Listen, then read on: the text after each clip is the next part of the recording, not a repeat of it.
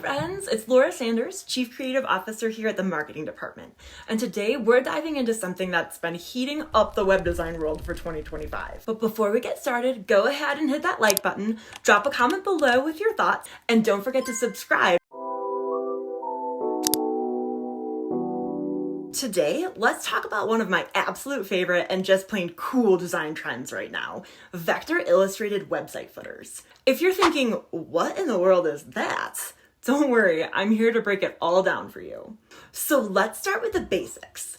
A vector illustrated footer is a breath of fresh air at the bottom of a web page. While most traditional websites just have a plain old block of text down there, links, copyright info, and maybe a contact button, vector illustrated footers are different. They bring in beautiful, scalable illustrations that add visual flair and personality to your site. And the best part, these illustrations can be resized without losing any quality, so they'll look sharp no matter what device they're on. It's kind of like adding a custom touch that just works. So why are vector illustrated footers making such a splash in 2025? First off, vector footers allow you to really show off your brand's identity.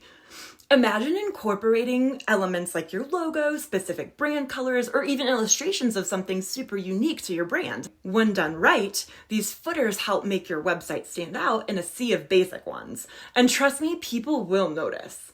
One of my favorite things about vector illustrated footers is that they're not just functional, they feel personal. They say, hey, we put effort and thought into every detail of this site, and we care about giving you a memorable experience.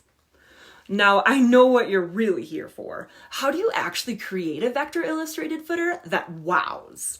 Here's how I approach it, step by step. 1, market research. Before you even think about illustrations, get to know your audience. Who are they? What do they care about? What problems are you solving for them? Your footer needs to speak to them to get to know your audience and their needs. 2, create or review the brand guide. This is huge. Make sure your footer matches the vibe of your overall brand. That means checking your colors, your typography, and the overall tone of your website. We don't want any footers clashing with the rest of your site.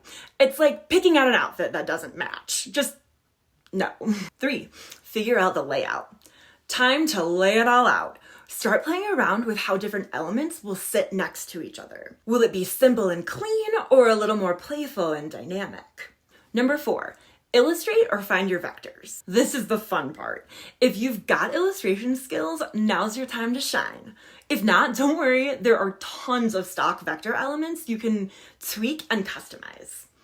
Just remember, keep it on brand and relevant to your business. 5, horizontal orientation.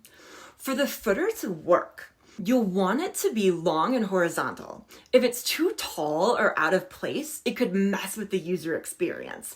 You want this to be an enhancement, not a distraction. 6, optimize for mobile. Pro tip, always make 2 versions of your footer, one for desktop and one for mobile. Mobile first design is crucial in 2025, so make sure your footer looks just as amazing on a phone as it does on a desktop. 7, collaborate with your team. Here's the deal. Great design doesn't happen without input. At the marketing department, our vector illustrated footer wasn't just the work of the design team, it was a full-on collaboration with our web development, strategy, and creative folks. Together, we brought this beautiful footer to life, and it's honestly a really proud moment for me. Speaking of which, I have to show you our own vector illustrated footer. The movement, the colors, the whole vibe, it sets the tone of the site and gives you a little taste of who we are as a brand. It's dynamic, it's memorable, and it gets people talking. And there you have it. Vector illustrated footers are not just a trend, they're a way to make your website stand out in a crowded digital space. Are you thinking about adding a vector illustrated footer to your site? Or maybe you've already used one?